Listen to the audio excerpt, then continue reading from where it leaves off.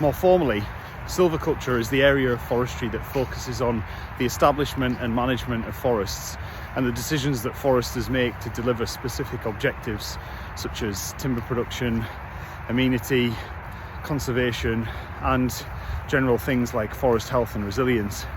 And in the next clip, Ted talks a little bit about some of these specific decisions and thought processes that foresters can go through.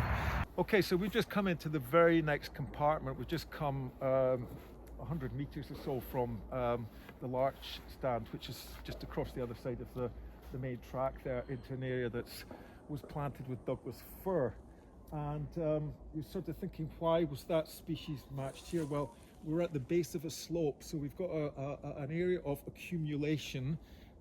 There's a sort of sandy base to the soils here, so it can get quite dry, but there is accumulation of nutrients and moisture coming down the hill. So this is the right moisture regime, the right nutrient regime for Douglas fir. So it's a very good match, and you can see as you look around, there are some magnificent individual trees. It's been allowed to grow on.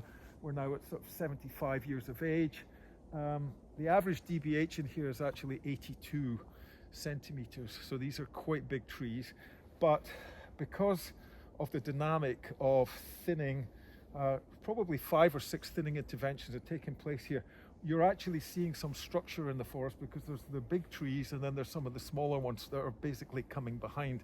In continuous cover forestry terms, we talk about those as being leaders and followers, so there's a continual supply of these larger dimension trees coming out. And so periodically the Forestry Commission puts out, Forestry England now, puts out a tender, and someone will come in and take these trees. But when you're looking at individual Douglas fir like this, it's almost an individual tree selection process.